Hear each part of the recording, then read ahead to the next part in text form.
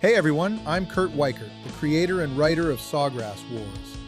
What you're about to hear is Act 1 of Sawgrass Wars, the beginning of a 6-season journey through the Florida Everglades, where power, loyalty, and legacy collide. Exterior, Gulf of Mexico, morning. 5 miles off the Florida coast, a twin-engine plane banks low, its belly opening.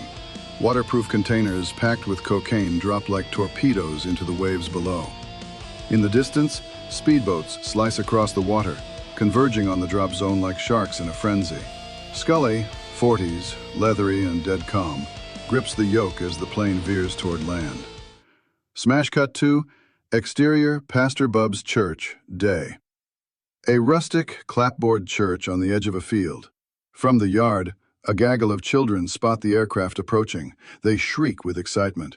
Music cue, Sawgrass Wars soundtrack. The kids dash through the yard, arms flailing, jumping and yelling like it's a parade. Behind them, Millie, 50s, Pastor Bub's wife, hustles to keep up, her sun hat flapping, her face flushed. Pastor Bubs, 50s, pulling weeds near the chapel, looks up as the plane roars overhead. He winces, shielding his face. The aircraft dips a wing in recognition. The children cheer louder, waving like mad. Scully flies on. Music ends, cut to, title. 2 days later.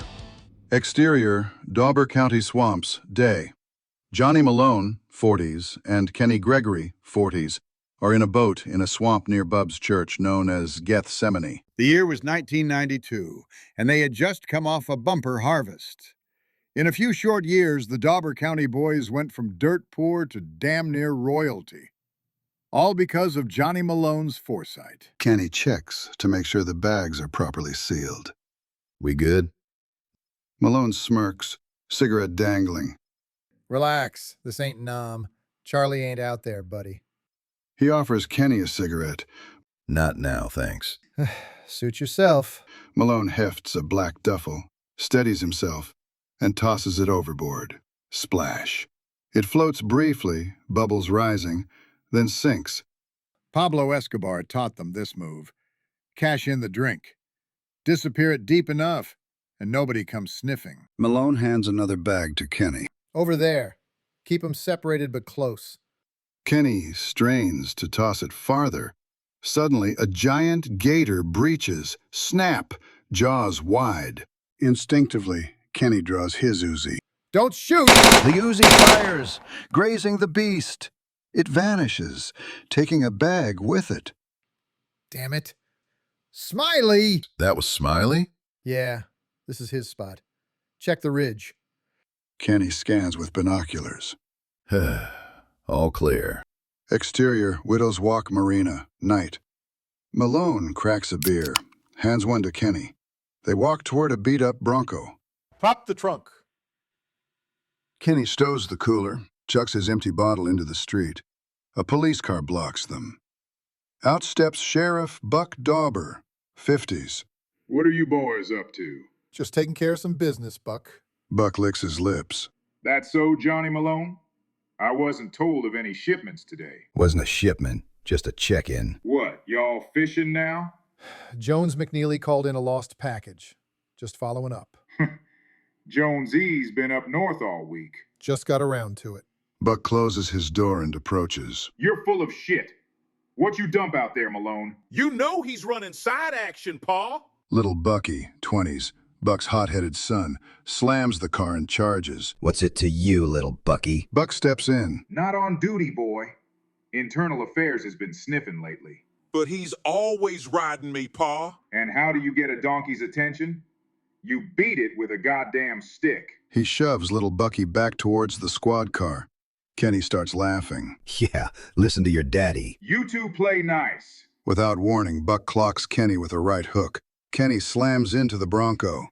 Malone stands frozen. Buck grabs his nightstick and beats Kenny brutally. From the squad car, little Bucky draws his weapon and points it at Malone. Get him, Pa. Buck! Buck pauses, heaving. You got something to say, Malone? You're going to kill him. Nah, I won't kill him. I'll just put him in a coma for insulting my kin. Unless... Buck wipes spittle from his mouth. Is there something I can do to make this problem go away?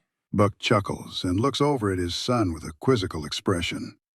He then points the nightclub at Malone and pushes it into the square of his chest. Are you offering to blow me, Malone? I'm offering to help make this problem disappear.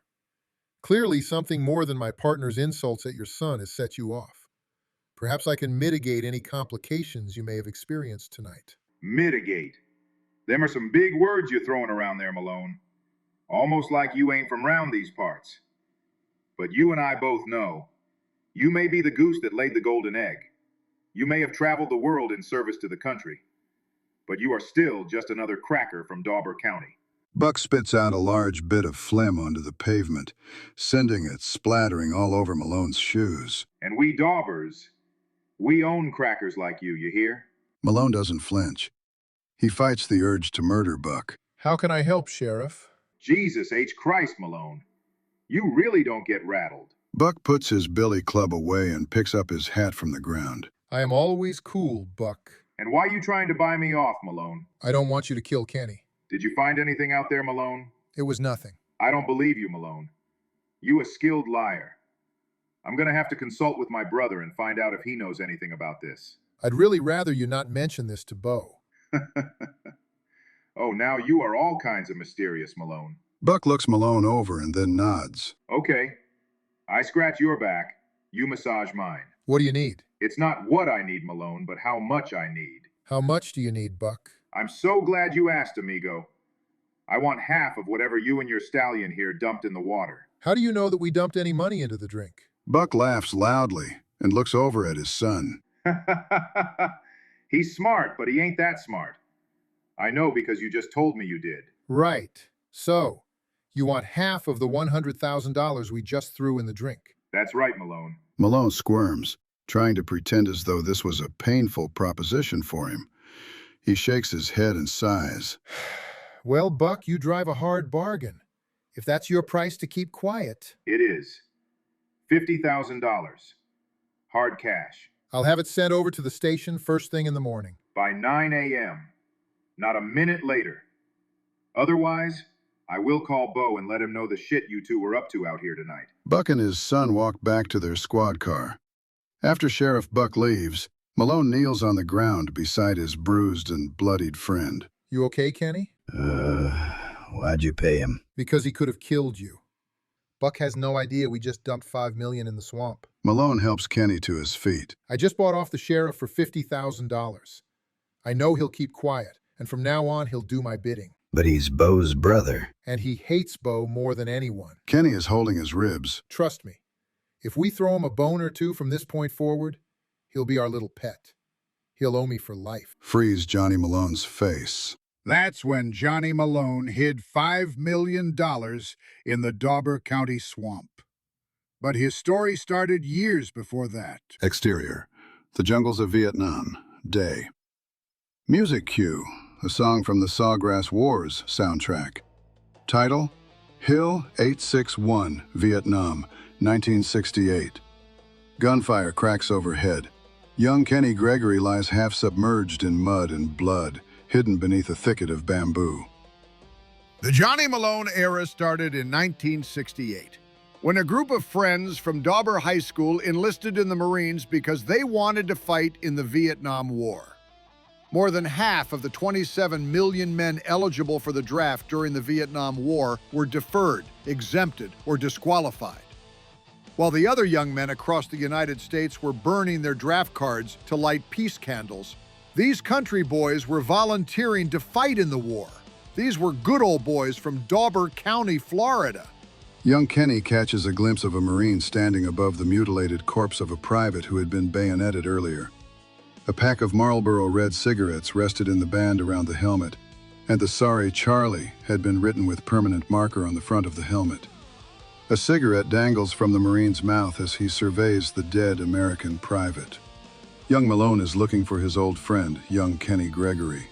Young Kenny cannot talk. He can barely breathe. He begins coughing madly. Young Malone looks around feverishly as he hears the coughs. Young Malone rushes over to the pit and looks in.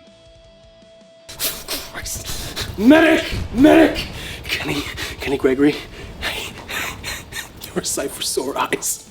No, bro. You've been through the shit. I thought we lost you. I knew you'd come, brother. Yeah, well, us country boys gotta stick together, right? Looks like you finally punched your ticket home. You can tell Mary I sent my best, right? Really stirred up the snake pit here. Boss says we got 6 enemy battalions crawling around the entire area. I guess I did, Johnny. You know it. My platoon got wiped out. Welcome to Vietnam.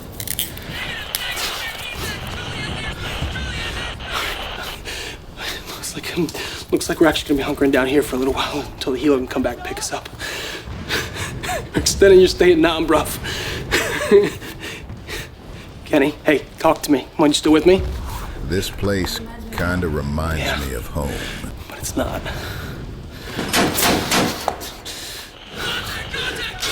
Listen, Kenny. The next one's gonna hit us right up the middle. And it's gonna hit us. Frag out! Frag out! Come on, Kenny. Come on. We're not gonna die in this soup, not today.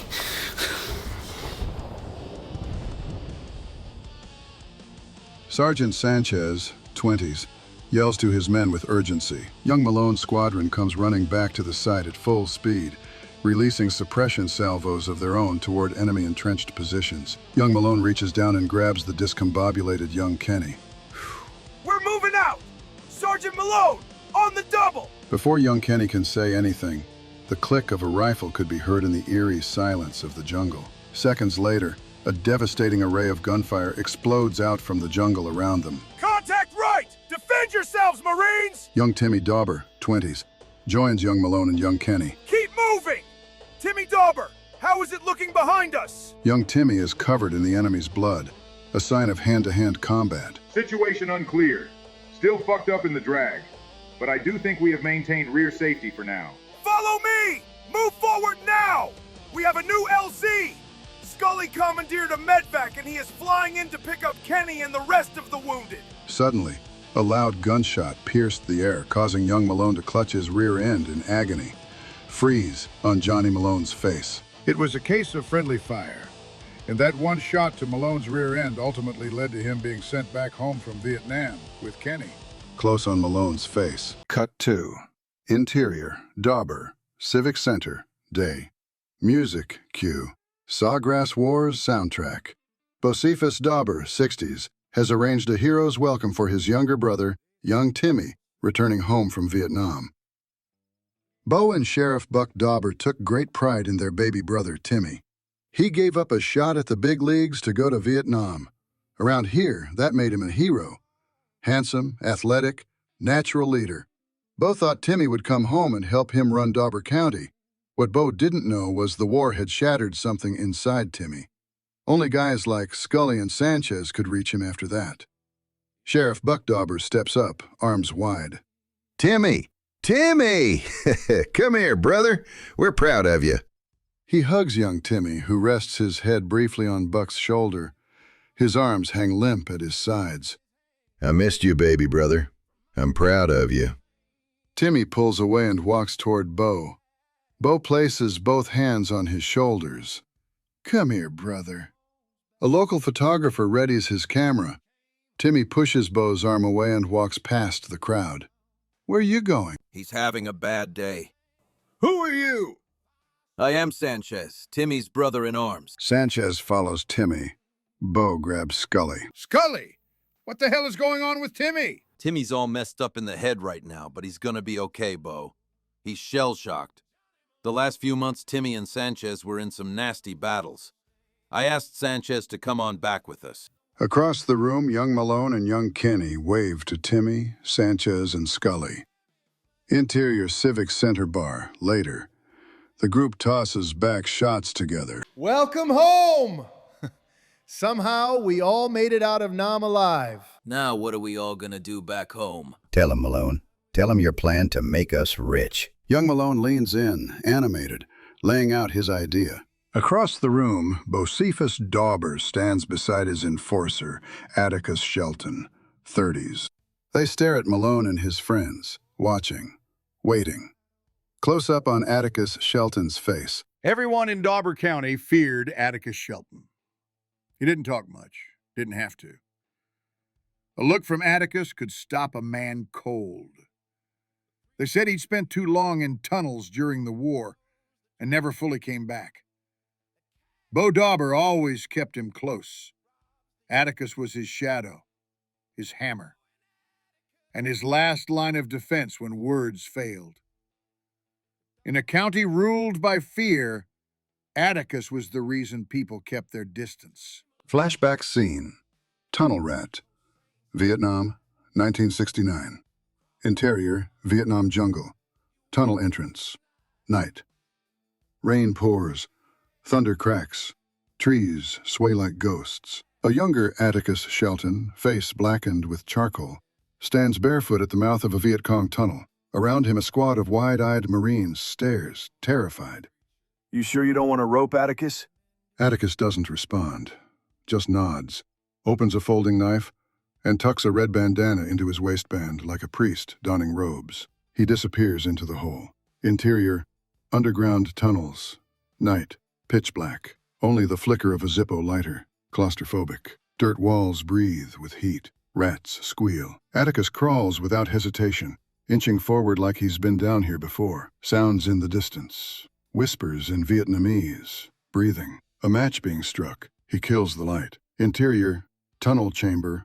Moments later, a dim room where 3 VC soldiers sit silently, unaware. One lights a cigarette. A faint movement behind them. Atticus emerges from the shadow like a ghost, blade flashing in silence. No screams, just the wet sound of finality. He wipes the knife on his sleeve. Then he sees it. A mirror, cracked. His own eyes staring back. Not frightened, not proud. Empty.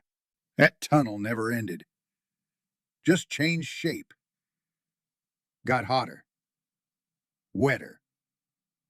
Grew teeth. Interior, Everglades swamp. Present day. Night. Atticus awakens suddenly in a tin shack deep in the swamp. No sound, no expression. Just sweat and silence. He opens a drawer. Inside, that same folding knife. Still red-stained. A swamp rat scurries by, and he doesn't even blink. Only 2 places Atticus ever felt peace. That tunnel and this swamp. Exterior, Shelton's Gator Pit. Day.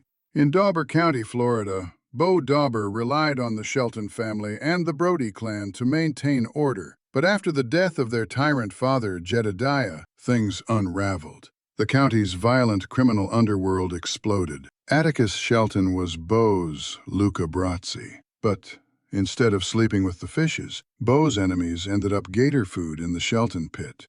Atticus, the terrifying swamp enforcer, drops the bound man from the jail into a literal alligator pit to be eaten alive, while calmly sipping from a can of beer, delivering something akin to a Southern fried proverb or scripture quote. Atticus is quietly kneeling by the pit.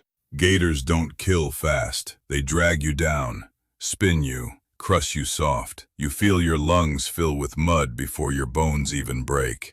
Atticus stands calmly. You can beg for mercy, boy, but I ain't merciful. The gator thrashes, the victim screams, and Atticus casually lights a cigarette, like he's taking out the trash. He steps back, doesn't flinch as the gator lunges. The man screams as he's thrown around in the alligator pit.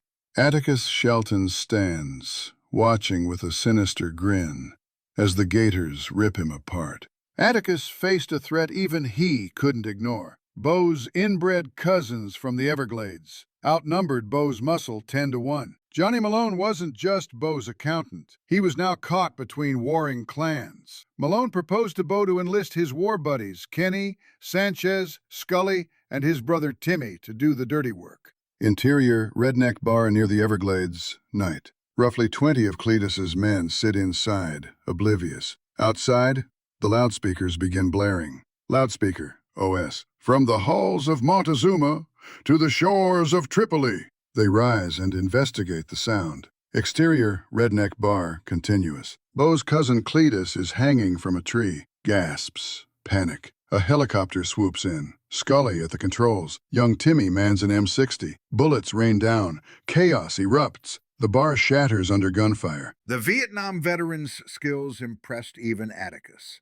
Within 2 weeks, Bo's cousin's gang were gone. Down in Dauber County, you don't inherit land. You inherit bodies buried in it. Order restored. Blood-bought peace. Interior, Malone's accounting office. Flashback. Day. Dauber County's only law was the Dauber Patriarch. When the federal government banned fishing in the glades, families starved. That's when Sanchez told Malone about Colombian coke. That's when Malone's plan was born. Exterior, Gulf of Mexico. Day. A low-flying plane drops waterproof containers of cocaine into the sea. Boats speed to retrieve them. Scully coordinated the first drop. Kenny's father's marina handled transport. Exterior, Battenberg Sugar Plantation. Day. Young Kenny and Vincent Del Vecchio, 30s, laugh near a car as men load cocaine into trucks. Vincent Del Vecchio was Kenny's brother-in-law, married to a Battenberg daughter. So was Kenny. The old man, Forby, couldn't find out. Vincent was Jersey Mafia. He bought the product, and everyone made a fortune. Exterior, Battenberg Sugar Plantation. Day. Young Kenny and Vincent Del Vecchio, 30s, lean against a car, laughing. Workers load cocaine into Del Vecchio's trucks. Kenny met his brother-in-law, Vincent Del Vecchio, at the Battenberg plantation. Both married to Battenberg daughters, they had to keep things quiet around the old man. Vincent's Jersey mob blood made him an ideal buyer. The profits were significant. Interior, Malone's accounting office. Day. Malone and Sanchez unload pallets of cash into a hidden room. But when Bo found out, he came storming into Malone's office with Atticus and Forby Battenberg. Bo needed Malone for his books, but the sight of Atticus with him, that was trouble. Bocephus Dauber, Atticus Shelton, and Forby Battenberg, 60s, enter. Gentlemen, it's not tax season, so I assume you're here to set up an LLC. Sanchez chuckles. Atticus scowls. Shut up, Malone. You running dope through my plantation, boy? Come on, Forby. Your granddaddy smuggled rum here during Prohibition. That's what brought your family from the Virgin Islands. We all know the tales. That was alcohol. You brought cocaine into my county. Who the hell are you? You're not wrong, Bo. So you admit it? Yeah, but we're not selling it locally. It just passed through. I ought to let Atticus kill you right now. Sanchez stands up. Malone signals him to stand down. Easy, Sanchez. This is how Dauber County does business. Bo, I leaked it on purpose. To Forbes' son. I knew you wouldn't approve. Atticus, hearing this fool? Johnny, your daddy were alive. Forby, this will make us all rich, including you, Atticus. I don't allow drugs in my county. Come see this. Malone opens a door revealing stacks of cash. How long you been running this? One time. Trial run. That's from one drop? 900 grand. Give or take. Bo stares, then turns to Forby and Atticus. They smirk. I brought jobs back to the fishermen. And I know your books, Bo. You and Battenberg are both bleeding cash. Bo walks up to Malone. 60%. Of the take? Shouldn't it be 50-50? Don't push me. 60%. Starting now. Deal. We'll be back in a couple of hours. Have it counted. $540,000. Waiting. They leave. Malone and Sanchez chuckle. Let's hope they never find out we made 10 million. The drug smuggling operation ran smoothly for years. Everyone got rich. Then when Timmy died, it all fell apart. One night, Del Vecchio's men came to town. Scully found himself in a high-stakes poker game that he couldn't win. Timmy was drunk and angry. When the mob pressed Scully for payment, Timmy snapped. Chairs flew and Timmy killed the brother of a powerful New York mob boss. A stupid but noble gesture that started the end. And in that chaos, the beginning of our unraveling. Exterior, side of road, night. An old pickup truck is parked under the moonlight. Inside, young Timmy Dauber sits alone in the cab, a silhouette in the dark. Bocephus Dauber approaches his brother. He opens the passenger door and slides in. The two argue. Heated words, broken trust. Then, without hesitation, Bo draws a weapon from his side and shoots Timmy in the face. Timmy's death marked a turning point. He'd warned Bo to back off, said if anything happened to Scully, he'd come for Del Vecchio himself. While Scully and his daughter Eileen fled to Widow's Walk Marina, Kenny tried to broker peace with Vincent Del Vecchio at the sugar plantation. Vincent agreed, but his men didn't. They hit the marina. Scully and Sanchez fought back. Amid the chaos, 7-year-old Alex, Kenny's boy, saved Scully's daughter from a hitman. The kid pulled the trigger. That night changed everything. Knowing his daughter wasn't safe, Scully faked his own death and vanished to South America. Eileen ended up with Pastor Bub and Millie. Timmy's death was ruled a suicide. But not everyone bought that story. With the network fractured, Bo turned to a new ally, Mac Donnelly, a smooth-talking Texan with big promises, expansion, pro baseball, and profits. He gave Bo something else, too, the truth. Mac sniffed out the real books. Turned out Sanchez and Malone had skimmed over $100 million. Bo was owed 60%. Sanchez paid with his life. Bo blamed it on a rival cartel, but Malone knew better. And all Malone wanted after that was revenge. Interior backstage day. Kenny Gregory, 40s, and Mac Donnelly, 40s, are trying to stop a deranged-looking Johnny Malone from bursting onto the stage where Bo was readying to address the crowd. Come on, Johnny. Man, you smell a Jim Beam. That jerk killed Sanchez, you hear? Did you hear what I just said, Ken? That bastard killed our brother. You really need to step back. I like you, Mac, but you weren't with us in Nam. I'm telling you, John boy, you got this one wrong. I ain't got shit wrong. I know. Come on, Johnny. This isn't how you make things square with Bo. Malone pushes back away from the two men, curling his fist and glaring madly at Mac. What does that mean, you son of a bitch? Exterior, center stage, continuous. In the background, the music swells, trying to mask the growing commotion backstage. Bocephus Dauber stands center stage, gesturing with his left hand to raise the volume of the music. The attempt is futile. Murmurs and heads turning tell the crowd that something more intriguing is happening behind the curtain. Looks like some of us have had our fill of fun tonight. More noise.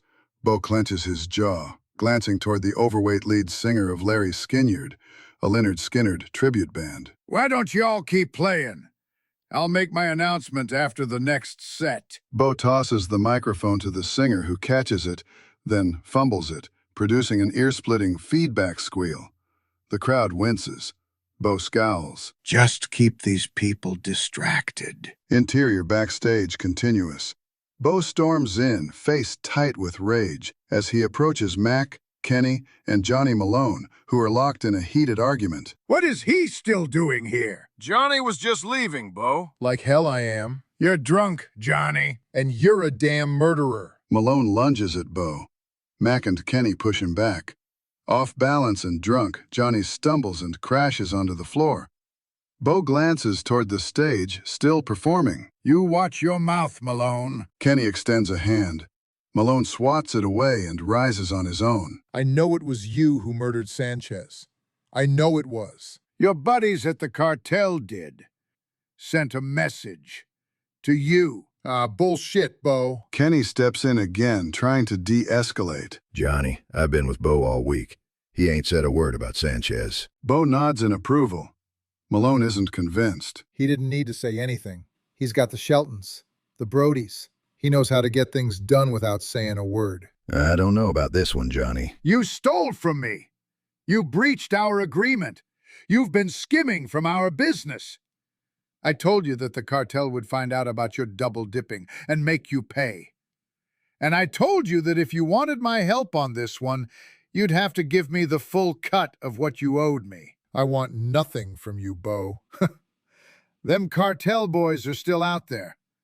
All I've got to do is tell them that you've gone renegade and ran off with the money you owed us. Then them Colombians are going to come back here and go after your lovely wife and little boy. Malone's face hardens.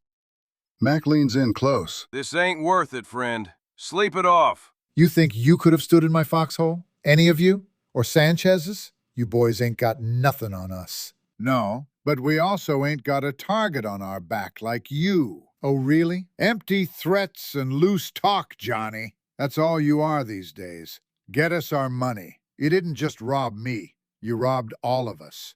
Or I call the Colombians, and they will finish what they started. Mac's right, Johnny. Sleep it off, man. I'll check in tomorrow. Nah, Ken. We've been asleep for a decade, not anymore. You'll see, buddy. Bo spits chewing tobacco onto the floor. The music starts to fade out. Get him the hell out of here. Mac nods and nudges Malone forward. You get me my cut by week's end, you hear? Then you get your ass out of my county. Do that. Your family's safe. Don't. And the Colombians will do what they do best. Kenny, you and your boys only work for me now. God knows you can't rely on Malone. The music dies down.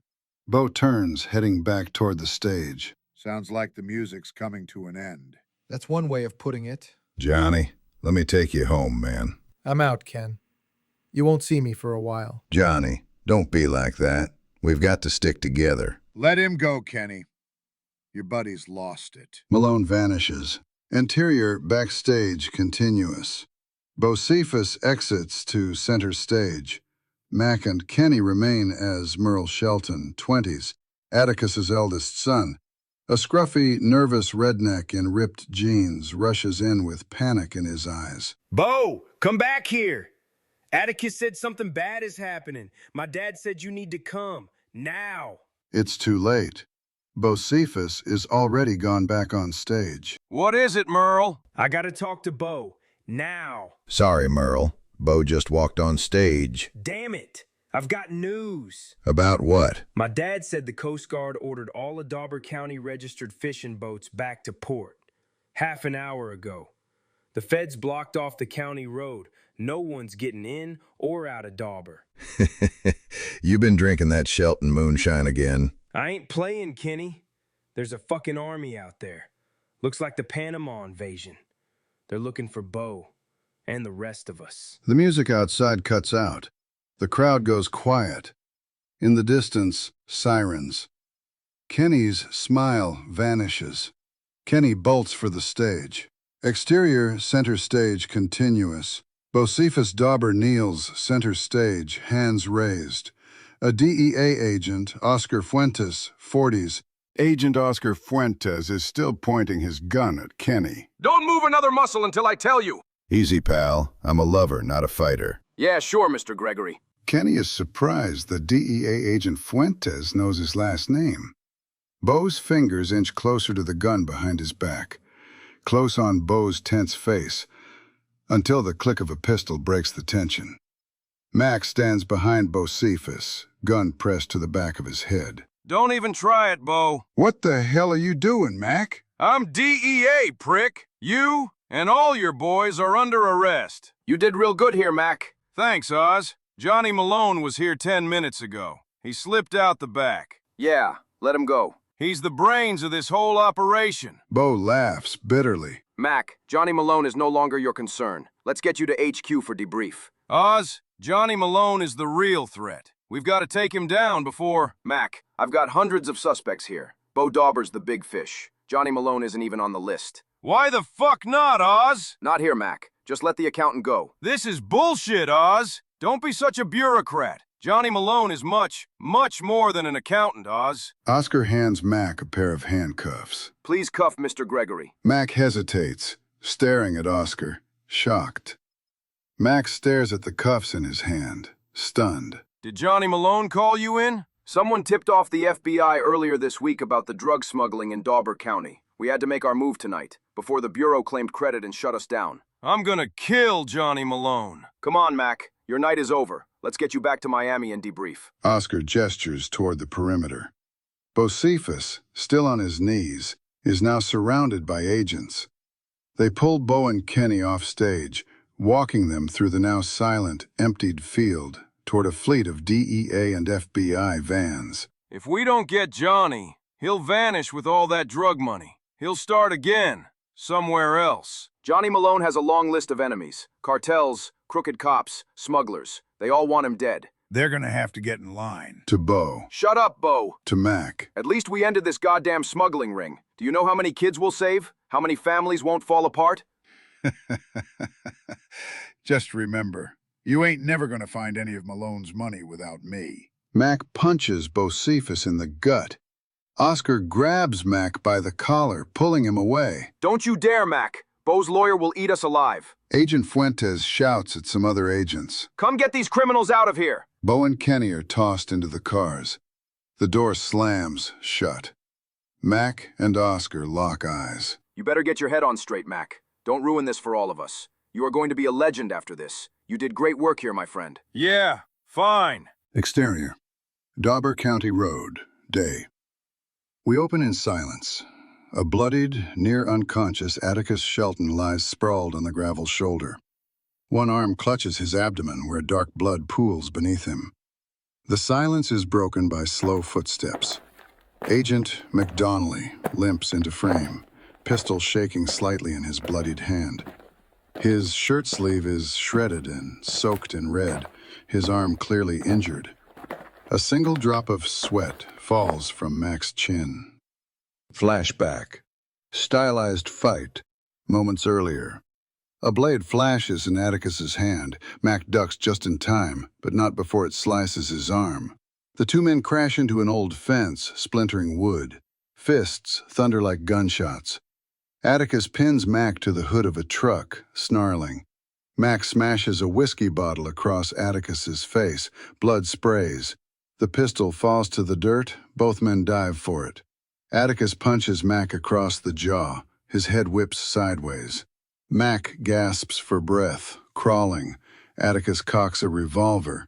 Mac grabs a rock and hurls it. The shot goes wide. Mac tackles Atticus into a ditch, rolling in blood and mud. Mac grabs the pistol, screams, and fires. Atticus stumbles back, clutching his gut, stunned. His legs give out. I knew you couldn't be trusted. First time Bo brought you around, I told him no outsiders. Should have listened. Atticus is coughing up blood. You DEA rat bastard! That's all true, and I'm gonna miss hanging with all you sons of bitches. Do your bosses know you helped me kill people? I left that part out of my reports. Truth is, you scared the shit out of me, Atticus. You better kill me now, boy. 'Cause if you don't, I will kill you later. I know you will. That's why I can't take you in. Mac raises the pistol and empties the clip into Atticus. Gunfire echoes across the empty county road. Freeze on Mac's face. Blood-smeared, haunted, unflinching. That was the end of Atticus Shelton. They say Mac got lucky, killed one of the meanest bastards the South ever spawned. But I don't think it was luck. I think it was war. Unfreeze. What you've just heard is Act 1 of Sawgrass Wars, the beginning of a 6-season journey through the Florida Everglades, where power, loyalty, and legacy collide.